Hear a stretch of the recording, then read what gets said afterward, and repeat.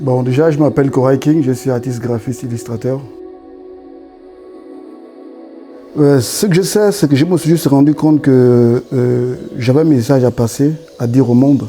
Et je ne savais pas que ce type de message pouvait faire de moi un artiste. La notion de la conservation et de la protection, je ne me suis pas réveillé pour ce combat. C'est comme je dis, je me suis retrouvé dans ce combat.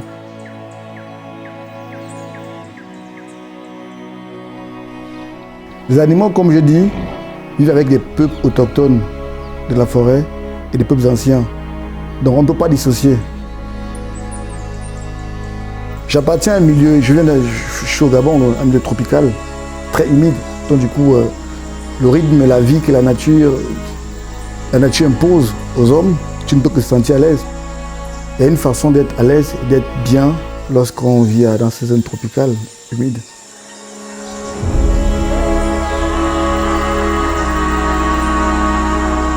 Pourquoi les Gabonais doivent-ils se battre pour préserver leur faune sauvage? En même temps, c'est une question qui me fait rire. En même temps, c'est une question qui m'attriste parce que on n'a pas besoin de vous dire de faire quelque chose pour votre milieu de vie. C'est spontané. C'est comme quand tu as faim.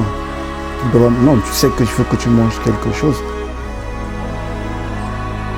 Nous sommes un peuple de la forêt. Et comme je disais, nous sommes... En fait, ce n'est pas l'un contre l'autre. C'est l'un avec l'autre. C'est l'un et l'autre. On ne peut pas dire culture gabonaise sans dire nature.